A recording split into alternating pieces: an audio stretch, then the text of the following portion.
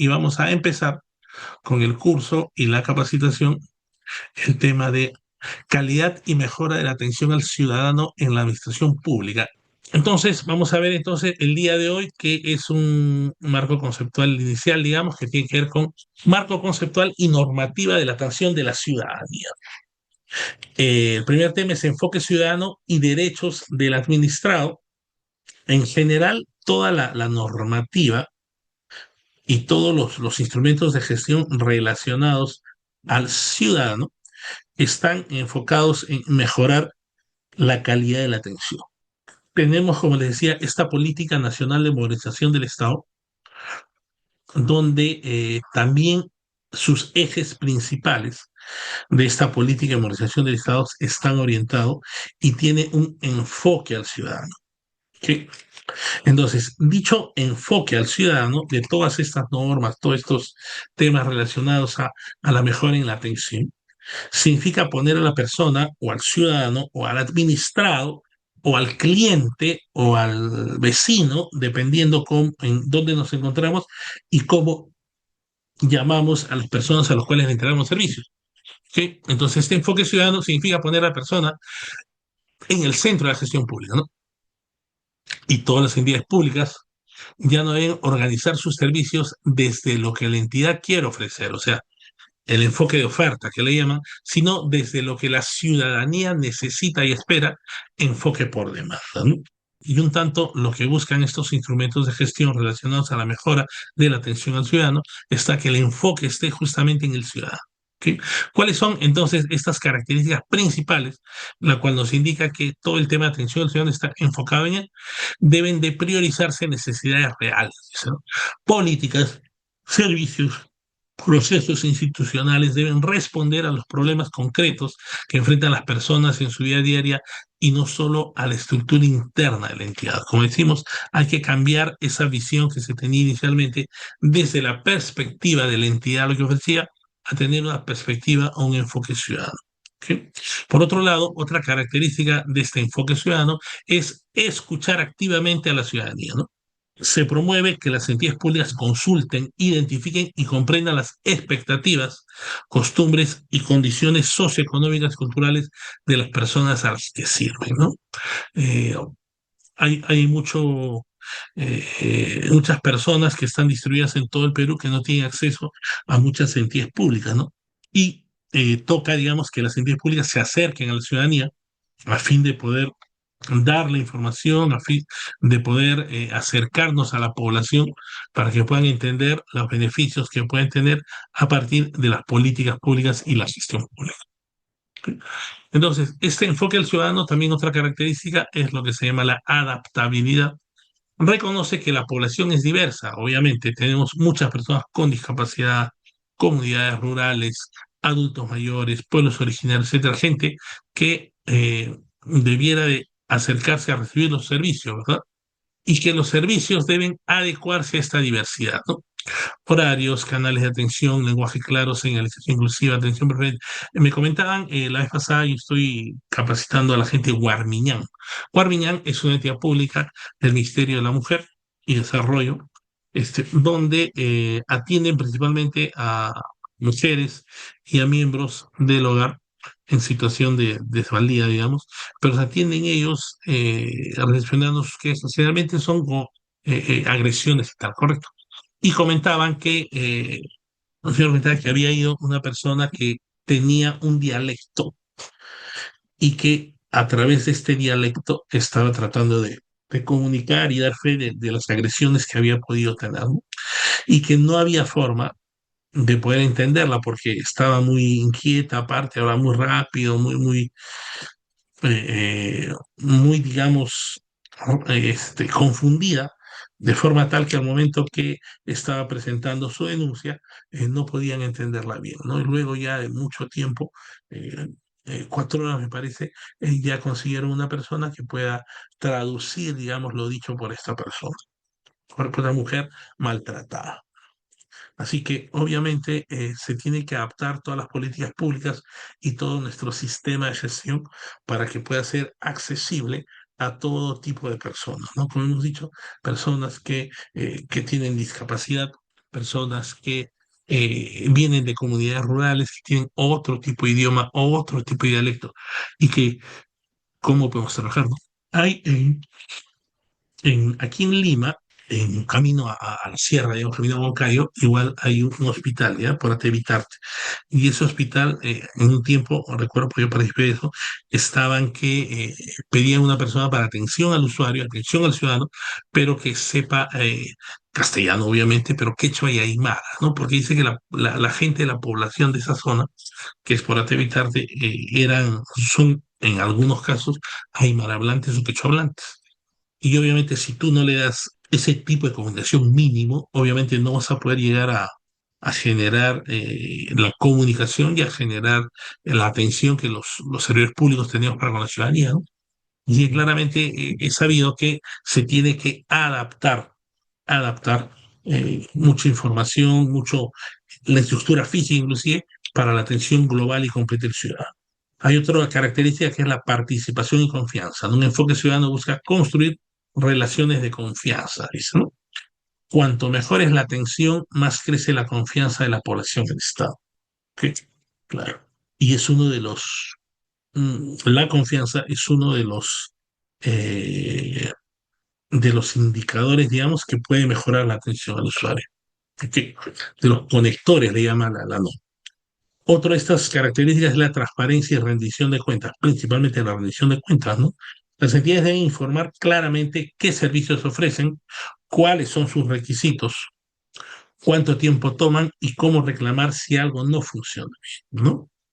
En realidad, resumen, digamos, puedo decir que la razón de ser del servicio público es el ciudadano y no la propia entidad, ¿no? Esto quiere decir que le cambiamos el concepto de enfoque al ciudadano en la ley de movilización, en los documentos de gestión de parte de estas guías de mejora en la atención de la calidad al ciudadano, siempre ponen como prioridad y ponen como lo que está al centro de todo, el enfoque al ciudadano, ¿correcto? Así que hemos visto respecto del enfoque al ciudadano. Ahora vamos a ver qué derechos tiene el administrado. ¿Ok? A veces llamamos al ciudadano o al administrado, le llamamos eso, ¿no? Ciudadano, le llamamos también cliente, le llamamos también usuario, le llamamos administrado, etcétera, ¿no? O sea, hay varias terminologías sobre la cual hablamos o nos referimos al administrado, digamos, ¿correcto? El administrado, entonces, o ciudadano, o cliente, como quisiéramos llamarlo, es toda persona natural o jurídica que se relaciona con el Estado para realizar un trámite, ¿no? Hay muchas personas o muchos ciudadanos, digamos, eh, que no son individuales, sino forman parte de una empresa, digamos, ¿correcto? Eh, Entonces, en ese caso sería, ¿no? El administrado es toda persona natural o jurídica que se relaciona con el Estado. ¿Para qué? Para realizar un trámite, acceder a un servicio, presentar documentos o ejercer derechos y obligaciones. ¿Ok? Mm, de acuerdo con el manual de la PCM y la legislación peruana sobre el procedimiento administrativo, toda persona tiene una serie de derechos mínimos cuando interactúa con el Estado, ¿correcto? Eh, esta relación de derechos del administrado sí son producto de alguna, son producto de estos documentos de gestión, ¿correcto? Donde se redunda y donde se ve y donde podemos ver estos derechos del administrado. Uno de ellos, derecho a una atención adecuada. Sí, pues no, el administrado tiene derecho a ser atendido con respeto, eficiencia, empatía y sin discriminación, ¿no? Y pensemos en estos administrados no necesariamente de Lima, sino de provincia, de zonas rurales, etcétera. Eso es lo que nosotros podemos ver respecto del derecho principal del administrado. ¿Ok? Luego tiene también derecho a recibir información clara y oportuna. O sea, nosotros desde la perspectiva de recursos humanos, entonces tenemos ese derecho de recibir información clara y oportuna. Las entidades deben explicar en lenguaje sencillo requisitos, costos, pasos, horarios y plazos de atención, más allá de lo que diga el TUPA, ¿no? El TUPA finalmente es un documento donde tiene registrado todas los procesos que tiene para sacar un documento, pero las personas de a pie, digamos, no tienen acceso a esa información. Pero sí, los ciudadanos, los administrados tienen ese derecho a recibir información clara en el momento indicado respecto de algún trámite, algo que quisieran desarrollar. ¿Ok? Otro, entonces, derecho del administrado, podemos denominarle derecho a la accesibilidad. ¿Ok? Hemos visto la necesidad de poder adaptarnos nosotros como entidad pública para que todo servidor, todo administrado pueda acceder a nuestro servicio o al servicio que nosotros como entidad pública damos, ¿verdad? Y en todo caso, los administrados, como vemos, tienen ese derecho a la accesibilidad, poder acceder a los servicios sin barreras físicas, sin barreras tecnológicas, culturales o lingüísticas, ¿no? Aquí podemos ver, como dice aquí el texto, un ejemplo de rampas de atención preferente, plataformas digitales accesibles, ¿no? Eh, Hay algunas universidades aquí en Lima que tienen inclusive los espacios para poder acceder a los pisos de la universidad están expresados en idioma de braille, el baño, los baños, etcétera. Una persona ciega, digamos, puede acudir allí y poder revisar que tiene idioma braille también para ese tema. ¿Ok? Eso es, digamos, un tema de accesibilidad o lo que en estos momentos hablamos mucho del tema de la inclusión, ¿no?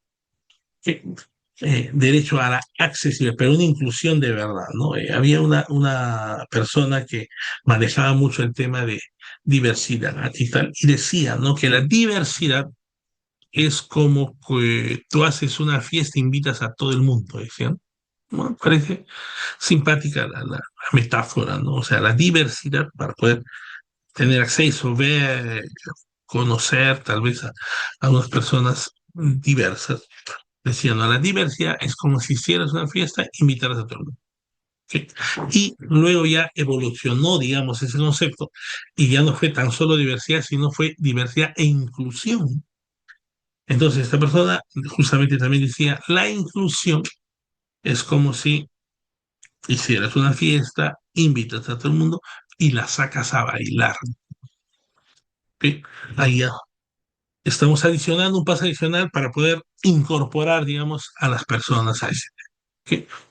Entonces, otra característica de los derechos del administrador, otro derecho administrador es derecho a conocer el estado de tus trámites. Dice, ¿no? Toda persona debe poder verificar en qué etapa se encuentra su procedimiento, ¿no? Hay algunos procedimientos que inclusive para tener más accesibilidad a la población, lo que hacen es hacerlo vía mensaje de texto o eh, vía informática, ¿no? Las personas que sacan, por ejemplo, sus copias o algún documento que lo hacen a través de los medios digitales de RENIEC, por ejemplo, RENIEC te va informando qué cantidad de porcentaje tiene tu gestión, ¿no? Yo hace un tiempo saqué un copia el DNI y sobre eso RENIEC informa, está a 60%, a 70%, y luego te dice, ya, ok, ya está el 90% y acércate al establecimiento que has definido para que puedas recoger tu DNI, ¿no? O sea, pero es todo un tema increchento que va a nivel de tiempos para que uno pueda recoger su DNI en este caso. Que igual hay otras entidades, obvio, que nos señalan qué cosas, cómo va el avance de nuestra gestión. Otro derecho que tienen los administrados es derecho a una espera razonable, ¿no?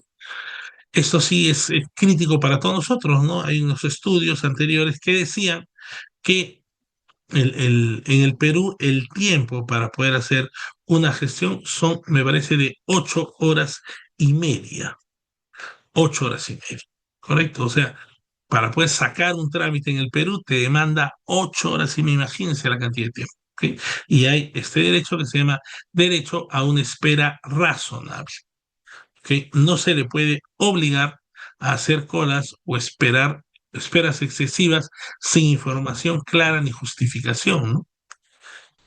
Vamos a ver unos ejemplos relacionados a esto, ¿no? Pero el hecho de que estés esperando, o sea, es atentatorio contra la dignidad inclusive de la persona, ¿no?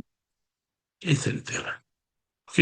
Derecho a presentar reclamos y recibir respuestas. Si el servicio no es el adecuado, debe existir un canal para quejarse o sugerir mejoras y la entidad está obligada a responder. ¿Ok? Ese es el tema. Y la entidad está obligada a responder.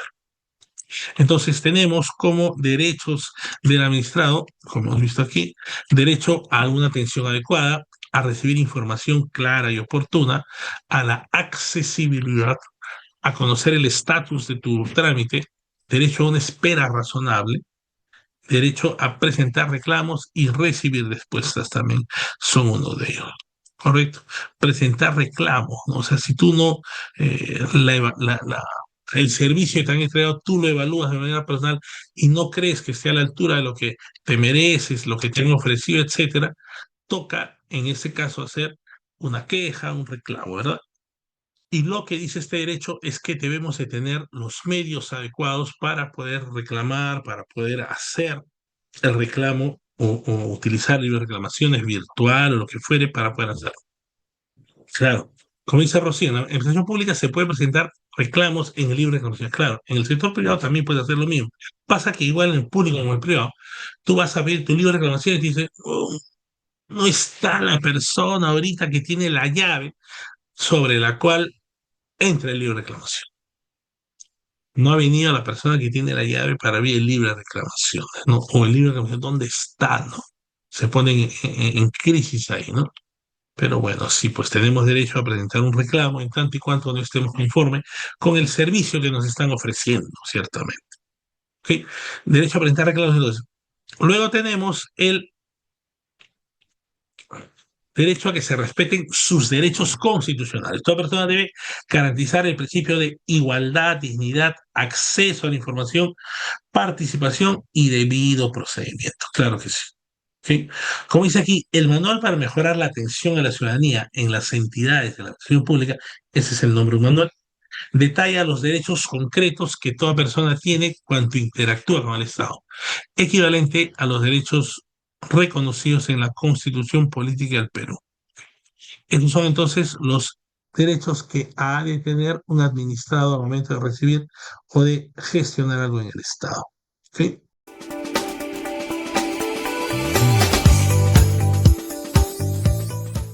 Bien, vamos a ver ahora algunos conceptos claves para poder entender bien este marco general de lo que estamos conversando. ¿Ok?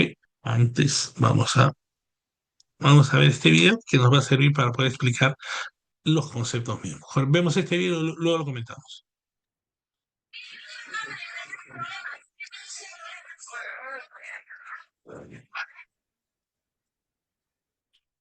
En el Día Internacional de Lucha contra la Violencia hacia la Mujer, este video fue divulgado en las redes sociales, donde se observa a un médico intentando agredir a una de sus pacientes con una silla.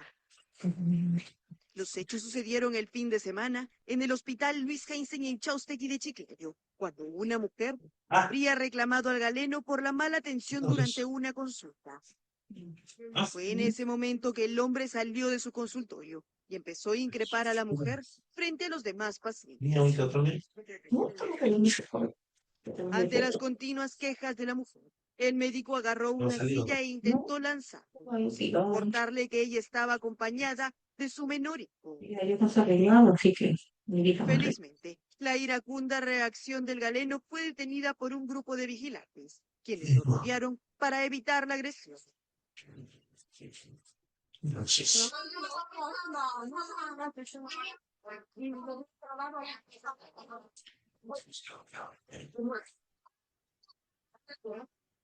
Oiga, ¿qué le pasa? ¿Qué le pasa a esta señora? Este señor me está cortando.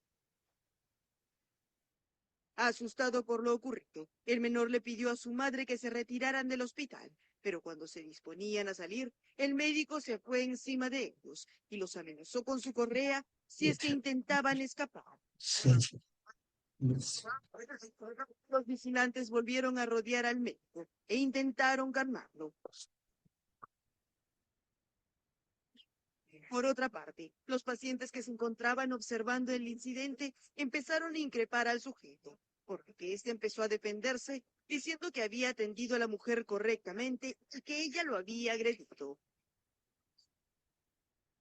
Tras los hechos, el Seguro Social de Salud sacó un comunicado informando que el galeno, identificado como Fernando Millones Caicay, había sido suspendido de sus funciones. Además, a través de su cuenta de Twitter, la Defensoría del Pueblo dio cuenta que procedió a denunciar al médico ante la Comisaría del Norte y la Segunda Fiscalía de Turno de Chiclayo. Cabe mencionar que Millones Caica también habría procedido a denunciar legalmente a la paciente. Este es un proceso de atención al usuario, ¿no? Donde la persona que tiene que atender al usuario hace ese tipo de acciones, ¿no? Imagínense ustedes que se van ustedes a una atención médica, a un hospital de salud, pues, ¿no? Y el médico, lejos de atenderlos, lejos de darle una buena y precisa atención, lo que hace es sacarse la correa y pretender agarrarlo a correazos a ustedes, ¿no? Por un lado, y por otro lado, eh, imagínense, agarra una silla y se la quiere tirar todavía, ¿no? Que es el caso que hemos visto, ¿no? Es la persona. O sea, obviamente, esta persona no tiene las competencias para poder atender al usuario, por un lado, y todo lo contrario, ¿verdad? ¿Y qué es el proceso de atención? Entonces, el proceso mismo de atención, como vemos aquí, y este es un caso real, ¿ah? Y pasa que como hay un debido proceso en todas las instancias administrativas que pueden haber. En este caso, ustedes han visto en el video que dice que la persona fue destituida de manera inmediata y todo. Eso no necesariamente fue así, ¿no? Lo que resulta, yo recuerdo, yo seguí este caso, recuerdo que a la semana la gente del diario El Comercio fue a ese hospital como para ver en cuál era el estatus del galeno, etcétera, y resulta que estaba trabajando, ¿no? Pasa que el proceso administrativo disciplinario que define servir en tanto y cuanto las personas tienen algún tipo de inconducta funcional o inconducta laboral, como en este caso, lo que hacen es armar un proceso disciplinario, ¿no? Y por el debido proceso tiene determinados tiempos, determinadas fechas para que pueda desarrollarse. Y en este caso, ese señor estaba en las fechas y no había sido retirado ni mucho menos, no seguía trabajando inclusive. ¿Y por qué? Se tiene que hacer efectivamente un debido proceso para que pueda manejarse. Entonces, ¿qué es la atención? Es la interacción que se da entre una entidad pública y las personas durante todas las etapas de la prestación de un bien o servicio. ¿Correcto? Esa es la atención, la interacción que se da entre una entidad pública y las personas durante todas las etapas de la prestación de servicio. ¿Sí? Les decía que hay estadísticas que dicen en el Perú 8 horas dura hacer una gestión, pero esas horas a veces es distribuido en 3 oportunidades donde uno acude al centro para que pueda recibir, o a la entidad pública, para que pueda recibir dicha atención. Ejemplo, un hospital público, dice, ¿no? Aquí ocurre ese proceso de atención antes, durante y después. Antes, la atención inicia cuando se solicita una cita vía telefónica, por ejemplo, ¿no? Si ocurre el tema para poder sacar una cita en e-salud, uno puede marcar el número de teléfono y sacar una cita con e-salud.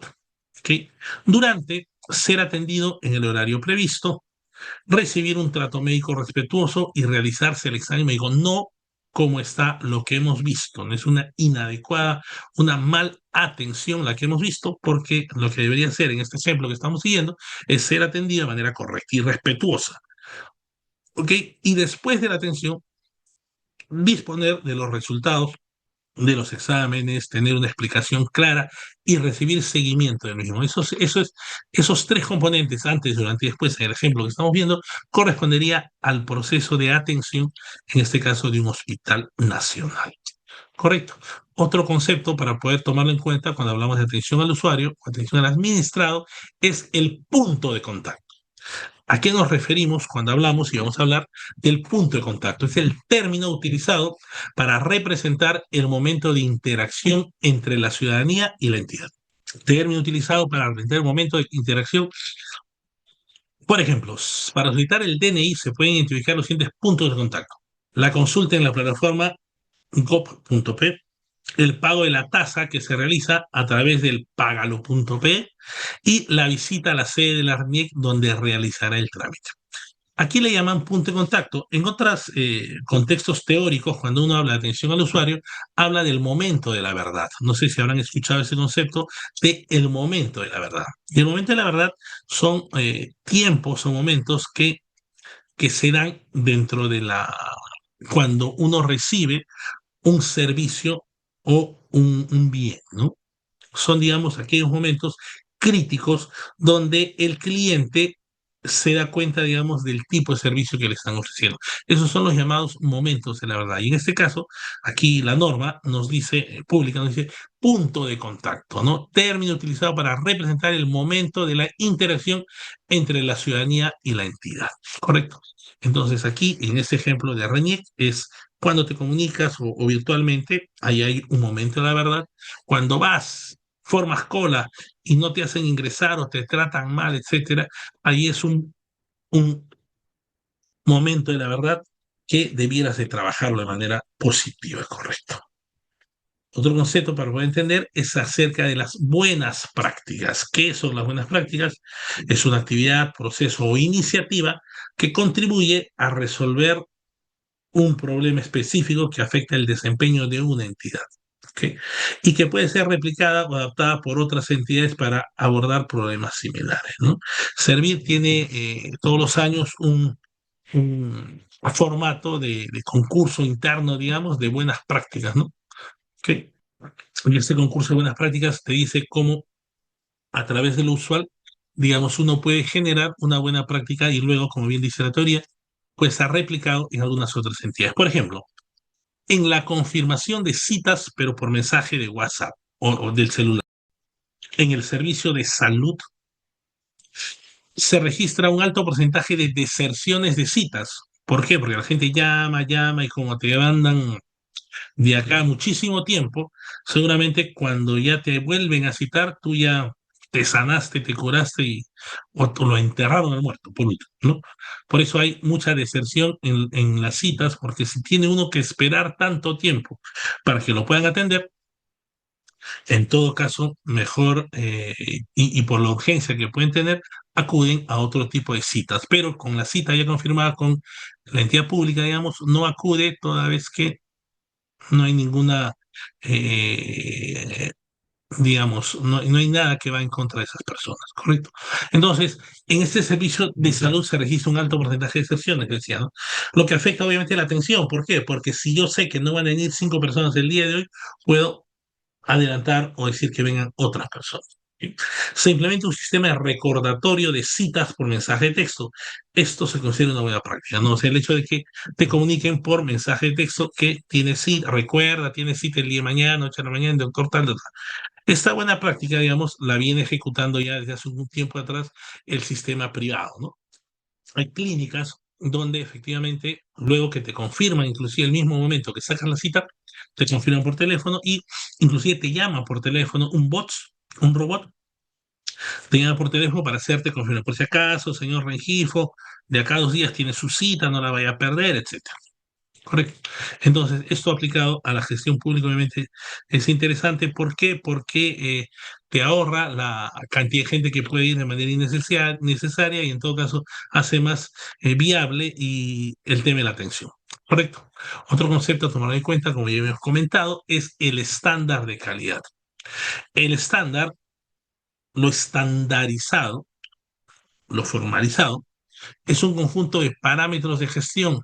como características, requerimientos, especificaciones técnicas que permiten a la entidad asegurar un nivel mínimo de calidad en la atención. Entonces, los estándares han de tener determinadas características puntuales que hacen que puedas trabajar o que tengas una determinada medición, un determinado nivel, digamos. ¿Ok? Ejemplo de un estándar de calidad. En un centro de atención primaria del sector salud estamos viendo ejemplos de salud, por eso le puse aquel video. Una persona se acerca para atender a su hija y no encuentra personal médico disponible. En este ejemplo, el estándar de calidad podría incluir indicadores respecto a la disponibilidad del personal. ¿Correcto? Podemos incluir algunos indicadores respecto a la disponibilidad del personal. ¿Sí? Entonces, ¿qué es lo que tendría que hacer la entidad, digamos, para resolver algunos de estos temitas que hemos estado viendo a través de la definición de estos conceptos? Se debe contar con oficinas de atención al ciudadano y diferentes puntos de contacto que tomen en cuenta la mirada de la ciudadanía, ¿no?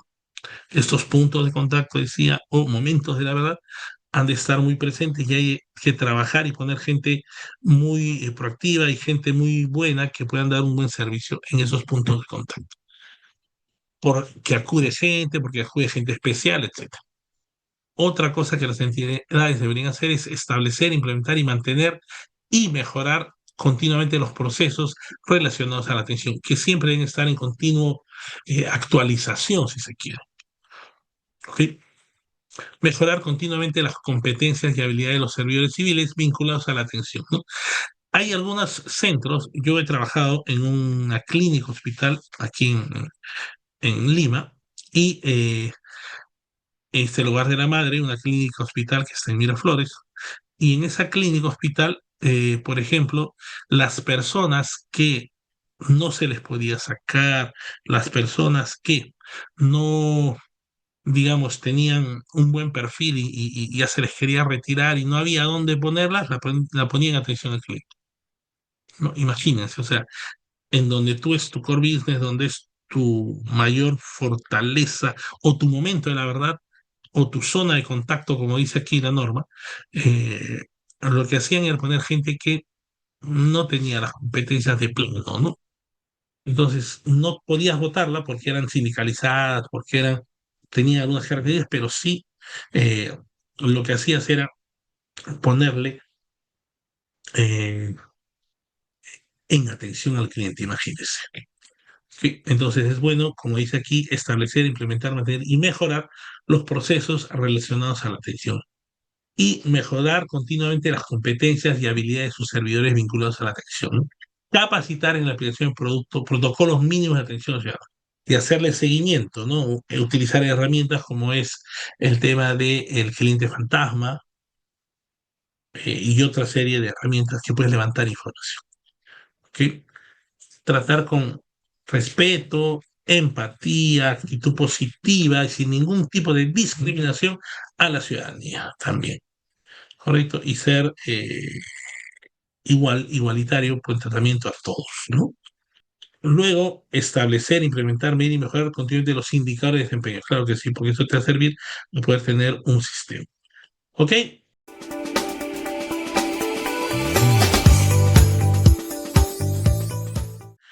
Vamos a hablar acerca de la Política Nacional de Modernización de la Gestión Pública. Es Política Nacional de Modernización de la Gestión Pública.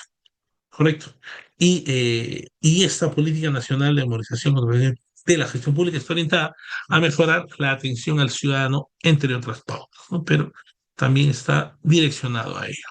¿Ok? Así que vamos a ver un pequeño video que nos habla respecto a esta política y luego lo comentamos. ¿Ok?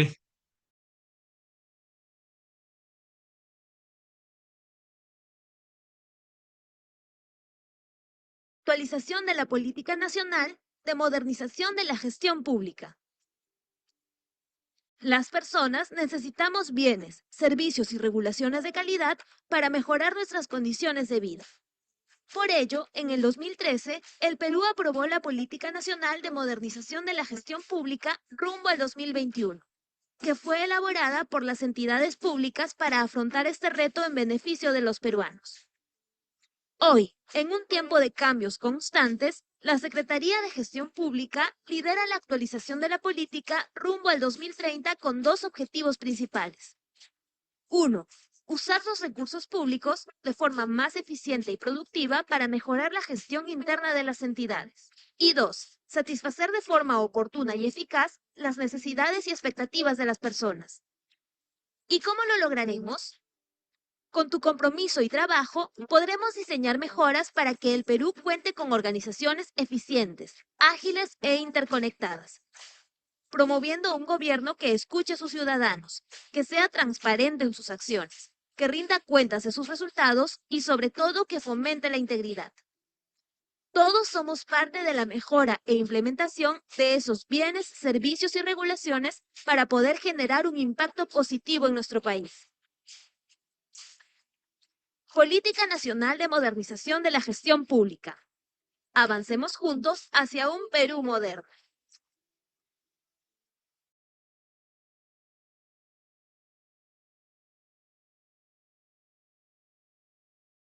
Bicentenario del Perú, 2021.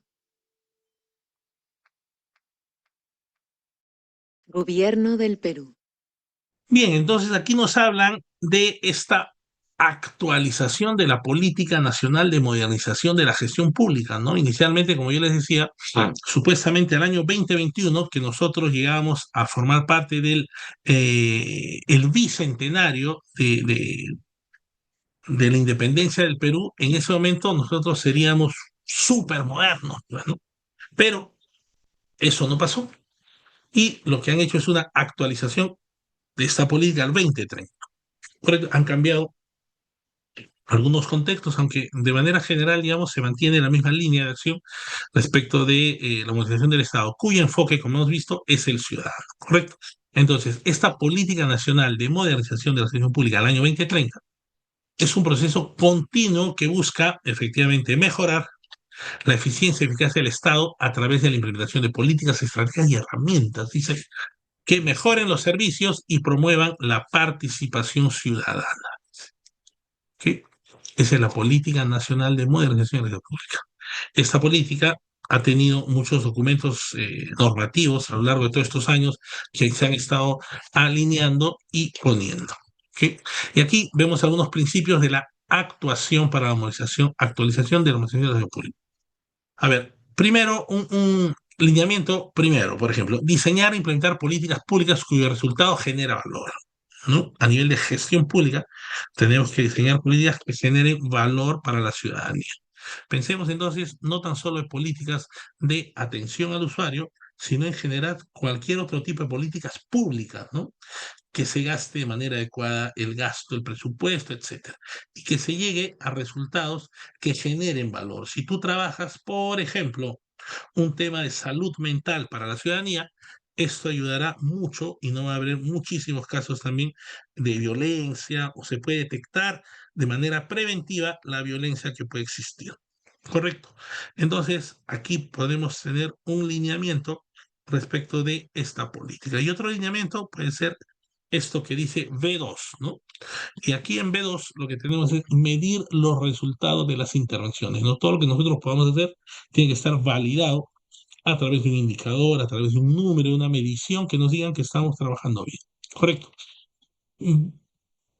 Pensar de manera sistémica los problemas, ¿no? No tan solo centrarnos en un problema de atención al usuario pequeño, sino en general ver o tratar de ver todo el bosque, ¿no? No tan solo centrarnos en ver nuestro árbol, sino ver todo el bosque, ¿no? Tratar de tener un pensamiento holístico, un pensamiento sistémico. ¿Ok? Aquí otra considerando es responder mejor a las personas, ¿no? Y este responder no es que te pregunten y respondas, sino en general tener una serie de servicios, una serie de elementos que nos pudiesen ayudar a mejorar la atención al usuario. Correcto. Aquí también un lineamiento específico 5, contar con bienes y servicios de calidad, ¿no? Estamos también dentro de la gestión pública inmersos en un sistema de gestión de calidad. Sabemos que los sistemas de gestión son constructos administrativos, burocráticos, pero que nos ayudan a poder mejorar en algunos procesos, como el caso que estamos viendo. ¿Ok? Contar con bienes y servicios de calidad. Otro considerando es emitir regulaciones de calidad que están alineados a los instrumentos de gestión de calidad, mejorar la productividad de las entidades públicas, mejorando las personas, los servicios, el servicio, y diseñar estructuras organizacionales interconectadas, ágiles y adaptables, ¿no? Estos son algunos principios de actuación para modernización de la gestión pública. ¿Ok? Entonces, ¿y qué entendemos por modernización? A ver, comenten ustedes, ¿qué entendemos por modernización? Yo tengo base 5, por supuesto, y desde toda la vida siempre he escuchado modernización, modernización, y siempre lo he escuchado principalmente alineado al tema de salud, ¿no?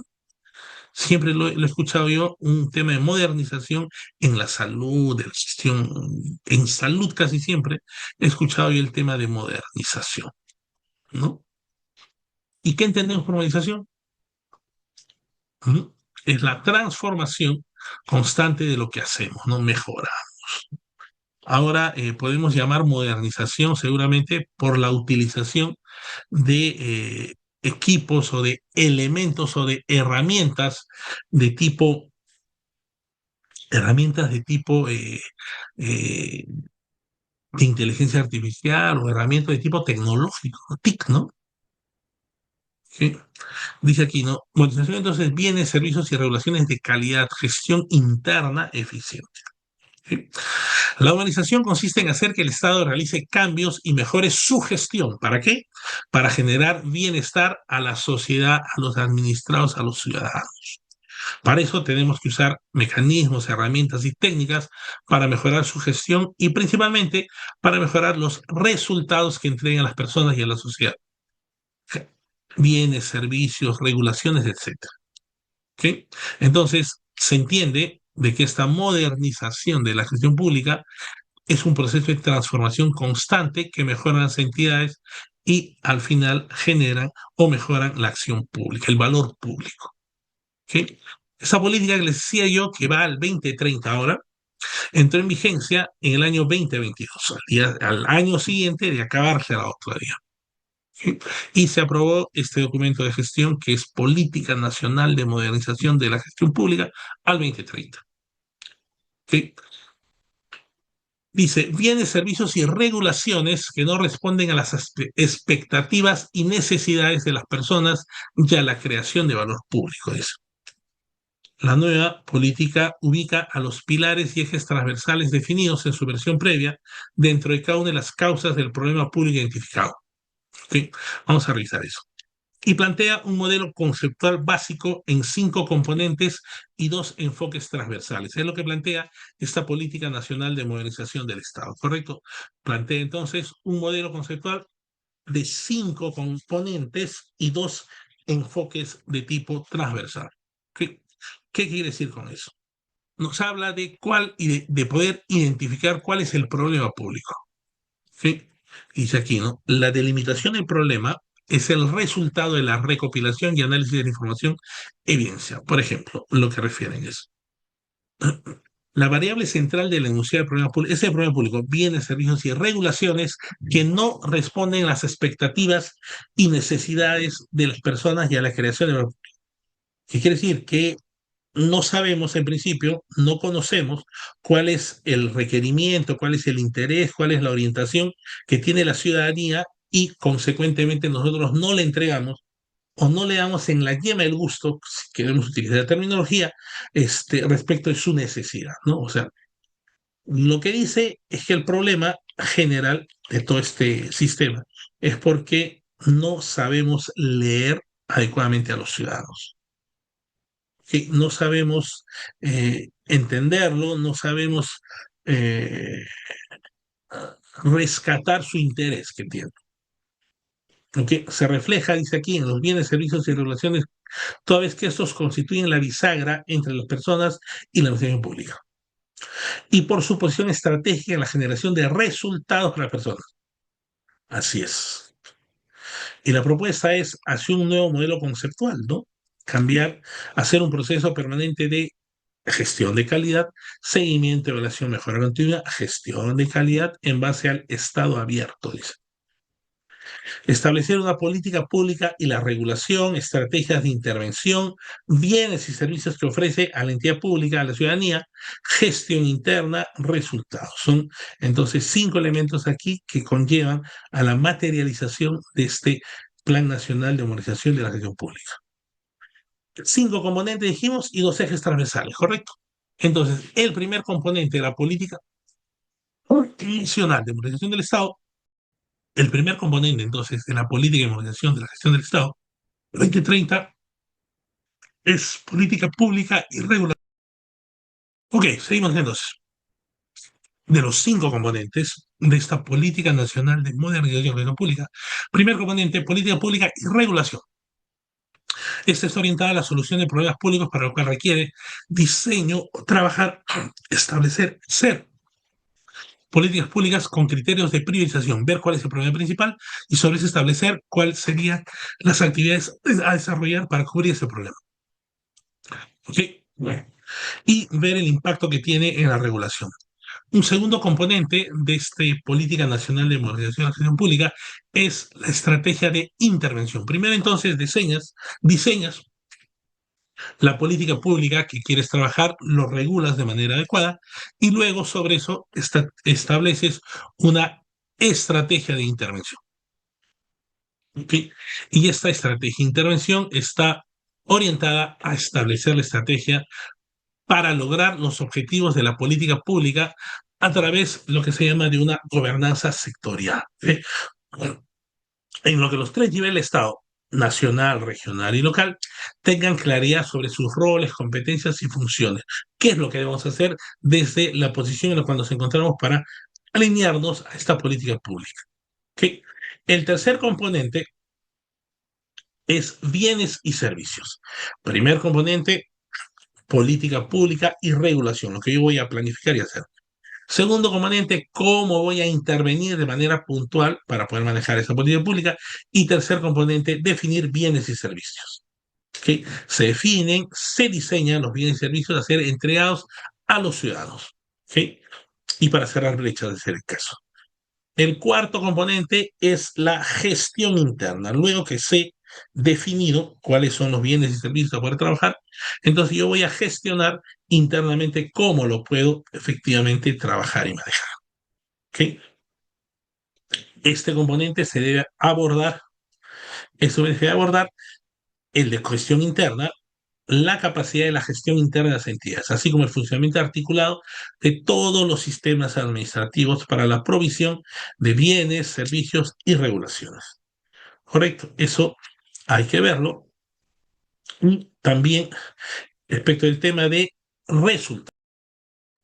Entonces, los componentes son política pública y regulación, estrategias de intervención, bienes y servicios que vas a manejar, fabricar, propender, gestión interna, que es mejorar a nivel de los sistemas de gestión, tu gestión interna, y luego está también el resultado.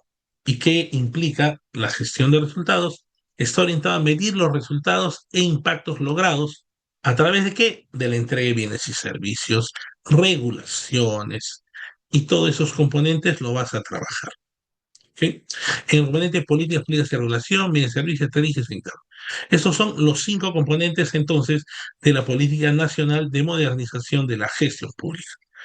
¿Y cuáles serían, en ese caso, estos componentes transversales? ¿Por qué nos dicen componentes transversales?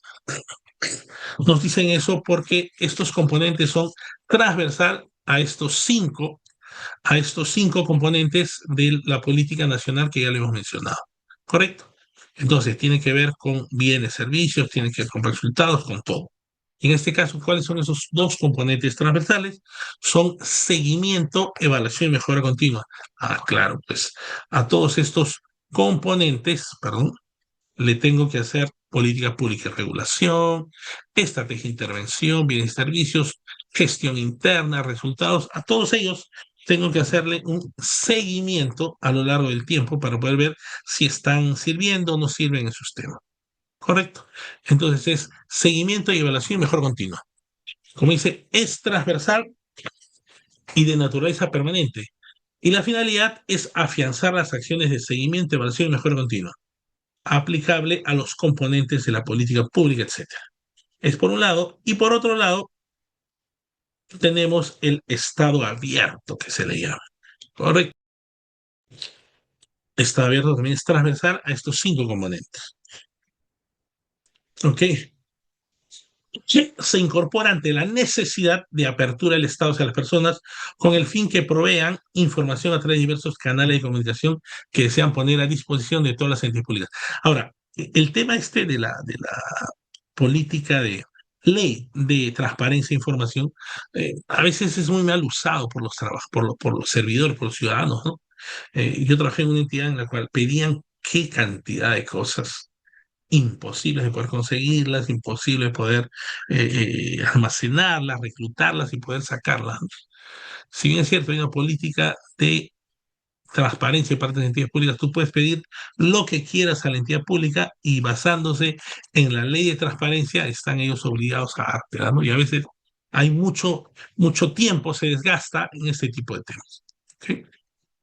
Entonces, sabemos que existen, como decíamos, 5 componentes y 2 ejes transversales. Los componentes son política pública, regulación, estrategia de intervención, bienes y servicios, gestión interna y resultados. Y los transversales son seguimiento, evaluación y mejora continua y estado abierto.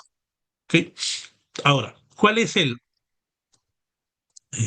los principios que nos refieren esta política nacional de modernización de la red pública? Orientado a resultados. No todo tiene que ver ya con indicadores, todo tiene que ver ya con resultados tangibles. En el sentido de intervenciones públicas, ¿para qué? Para resolver un problema que han podido. Derechos humanos. Se considera la responsabilidad política, jurídica y ética de los servidores públicos para hacer cumplir y generar condiciones de ejercicio pleno de la ciudadanía y de los derechos humanos. ¿Correcto? Resiliencia es otro principio de la Política Nacional de Modernización de la Gestión Pública. Asegura la continuidad de las intervenciones públicas frente a contextos de crisis o cambios. O sea, igual, no puede que no tenga los resultados al momento inicial, pero igual debes de seguir con ese espíritu de resiliencia para poder socavar cualquier problema que pueda haber en el futuro. Productividad. Se optimiza la gestión interna a través de un uso eficiente y productivo, dice aquí, de los recursos públicos para alcanzar los objetivos institucionales. Esto quisiéramos que sea así, ¿no? Y quisiéramos que no haya alcaldes que inauguren obras fantasmas o que inauguren obras que no van con nada, ¿no? Luego tenemos el tema, otro requisito importante, es el tema de la continuidad. La orientación de las decisiones de política pública apuntan a su sostenibilidad en el tiempo y al cierre de brechas. Claro, el tema es que si se establecen ese tipo de temas, han de manejarse a lo largo del tiempo. ¿Correcto? Luego tenemos también el concepto de territorialidad. A través de este enfoque territorial, las intervenciones se consideran de diversidad cultural, geográfica, socioeconómica y demás. O sea, ha de aplicarse esto de manera transversal en todo el Perú, en todas las localidades. Flexibilidad y agilidad, las entidades públicas adaptan su organización y procesos, claro, tienen que adaptarse a estos nuevos elementos. Y sostenibilidad ambiental, ¿no? Que es un interés que tienen al 2030 y al 2050. La gestión se orienta al uso racional y sostenible de recursos naturales. ¿Sí? Entonces, esos son algunos temas relacionados principios de la Política Nacional de Modernización de la Gestión Pública. ¿Y cuáles son? Vamos a revisar ahora. Preguntas, comentarios, por favor.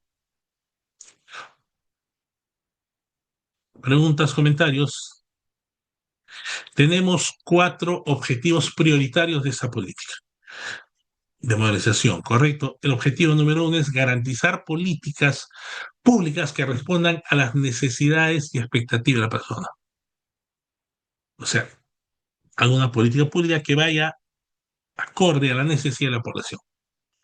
Buscar mejorar la gestión interna de las entidades públicas para adentro, ¿no? ¿Okay? La estrategia. Fortalecer la mejora continua en el Estado. Esos son los objetivos estratégicos. Fortalecer la mejora continua en el Estado. Y el cuarto, garantizar un gobierno abierto que genere legitimidad en las intervenciones públicas. ¿Okay? En estos momentos es sumamente importante este tema, ¿no?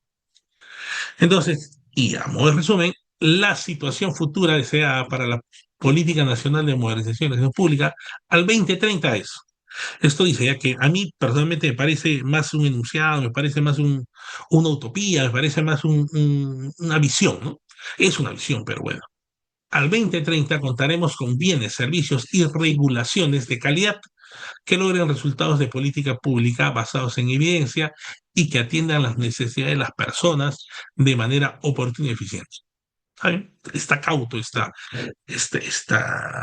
texto, ¿no? Pero dentro de esa, ¿cómo nos ven? Al 2030 dice que no va a haber criminalidad, no va a haber corrupción y todo eso.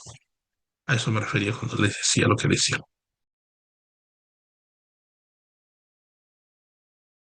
Política Nacional de Modernización de la Gestión Pública rumbo al 2030.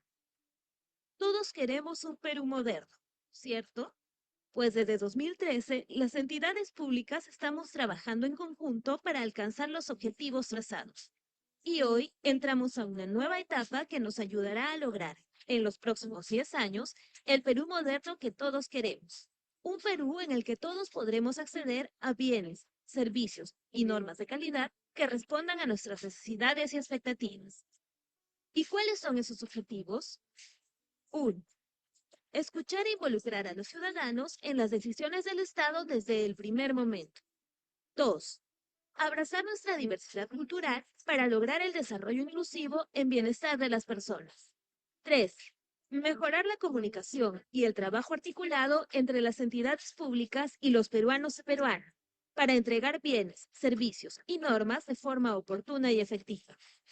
Y 4. Promover la mejora continua e innovación, usando recursos públicos con eficiencia e integridad. Todos podemos generar un impacto positivo en nuestro país. Construyamos una gestión pública moderna y resiliente, capaz de adaptarse a los ciudadanos y a los cambios del entorno, y preparada para superar los retos de hoy y mañana. Política Nacional de Modernización de la Gestión Pública. Avancemos juntos hacia un Perú moderno.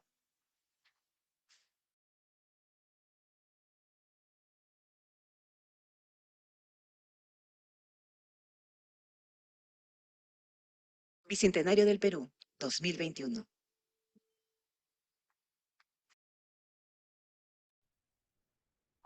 Entonces, si tenemos un video, nos aclara ciertamente algunos puntos respecto al tema, ¿no? Y esta política nacional de modernización del Estado hace referencia también a los sistemas administrativos del Estado, ¿no? Los sistemas administrativos son, digamos, una configuración de la composición del Estado peruano. El Estado peruano está conformado por Poder Judicial, Poder Legislativo y Poder Ejecutivo.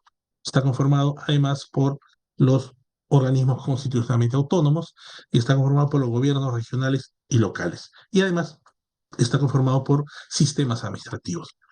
¿Qué son sistemas administrativos? Son entes burocráticos, son entes normativos que agarran, digamos, de la gestión pública un área de su competencia y lo trabajan, ponen normas, temas relacionados a esto. Que, por ejemplo, tenemos 11 sistemas administrativos nosotros a la fecha que ayudan la gestión pública y se orientan, como dice aquí, a manejar adecuadamente el Estado y a mejorar la atención al ciudadano. Correcto, existen 11 sistemas administrativos, abastecimiento, cuyo ente rector, todos tienen un ente rector. El ente rector es una entidad pública, generalmente legislativo, quien se encarga de manejar, normar y direccionar todo esto relacionado. ¿Okay? Abastecimiento del MEF, tesorería del MEF, sistema administrativo de endeudamiento público, cuyo ente rector es la Dirección General del Tesoro Público del MEF.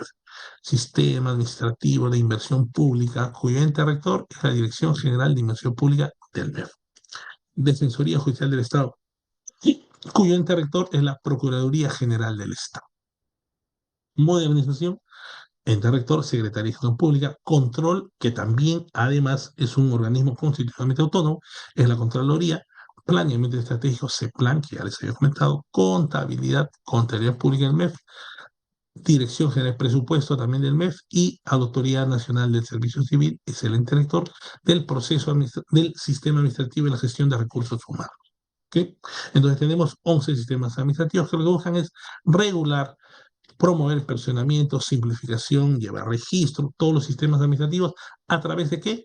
A través de sus órganos que son las cabezas de este sistema administrativo. Capacitar, opinión vinculante. Tiene un tribunal, digamos, cada uno de ellos, que lo que hace es generar jurisprudencia, si se quiere. ¿Ok?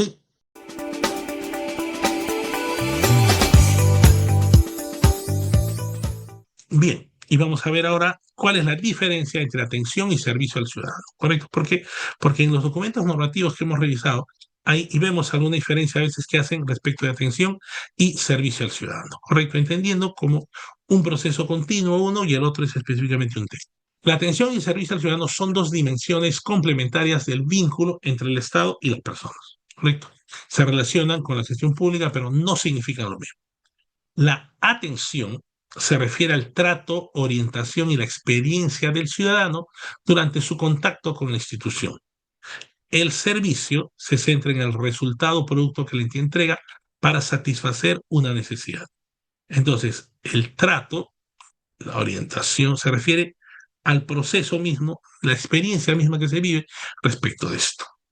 Y el servicio se centra en el resultado o producto que uno puede tener. ¿Okay? Sería bueno tener un buen servicio y al final un buen resultado, por supuesto. ¿Okay? La atención y el servicio son dos componentes que se necesitan mutuamente, claro que sí. Un servicio puede ser técnicamente correcto, pero si la atención es deficiente o poco empática, la percepción del servicio será negativa. Todo tiene que ver con las personas, cómo te atienden, cómo te sonríen, cómo te ven, para que pueda mejorarse. Una atención amable no compensa un servicio que no cumple con sus plazos o requisitos. O sea, que tengas sonrisa, que me hables muy bien, etcétera, pero si no me tengo adecuadamente los resultados de lo que estoy gestionando, no me ayuda mucho tu carisma, digamos. ¿Okay? En una gestión pública moderna, la atención representa el cómo se entrega y el servicio es el qué se entrega. ¿Okay? Y ambos, como dice acá, deben de manejarse de manera articulada, ¿no? Para poder generar más. Una persona, para ver la diferencia entre atención al ciudadano y servicio, ¿correcto? Una persona acude a un centro de salud, para variar, para solicitar un certificado médico. Atención, ¿qué sería la atención? El personal lo recibe, escucha su necesidad, lo orienta sobre su procedimiento, le indica el tiempo de espera y mantiene una comunicación clara y fluida. Eso sería la atención al usuario. Y el servicio sería el médico realiza la evaluación y emite el certificado, ¿no? Es prácticamente el resultado. El ciudadano valora el resultado final, pero también el modo en que le fue tratado. Si la atención fue respetuosa, oportuna y transparente, la experiencia general será súper positiva. Entonces, la atención al ciudadano se refiere al trato y la experiencia humana durante la relación con la entidad. El servicio al ciudadano se refiere al producto, resultado final, concreto, tangible, que la institución entrega al ciudadano. Entonces, atención es la forma de tratar, servicio, resultado y calidad pública cuando ambos aspectos se integran y se gestionan con empatía, eficiencia y orientación a las personas. Eso sería calidad pública, ciertamente. ¿Okay? Y aquí tenemos justo respecto a lo conversado, la diferencia, si se quiere, respecto a la atención al ciudadano, servicio al ciudadano. Ok, entonces definimos la atención al ciudadano como el proceso entre el Estado y la persona, a lo largo de todo el ciclo de trámite de prestación, todo el proceso. Y servicio al ciudadano es el resultado final, el documento, la licencia, el certificado, la atención médica, lo que fuera. Atención al usuario, su naturaleza es una relación humana, se centra en la comunicación, empatía, amabilidad, accesibilidad y calidad de trato, y el servicio, técnica y operativa, se centra en el cumplimiento de procedimientos, requisitos y entrega efectiva del bien o servicio público. En la atención al ciudadano, ¿en qué momento ocurre? Antes, durante y después del servicio. Información previa, orientación, seguimiento y reclamo. Y servicio al ciudadano durante la ejecución del trámite o entrega del bien. El objetivo principal de la atención al ciudadano es garantizar una experiencia positiva, accesible y transparente para el ciudadano, y servicio al ciudadano implica satisfacer una necesidad pública concreta mediante la entrega del bien o servicio exclusivamente. Un orientador informa amablemente sobre los requisitos de una licencia de fraccionamiento o explica un retraso. Eso es una atención al ciudadano. Y el servicio es cuando un orientador informa amablemente sobre los requisitos de una licencia de funcionamiento o explica su retraso.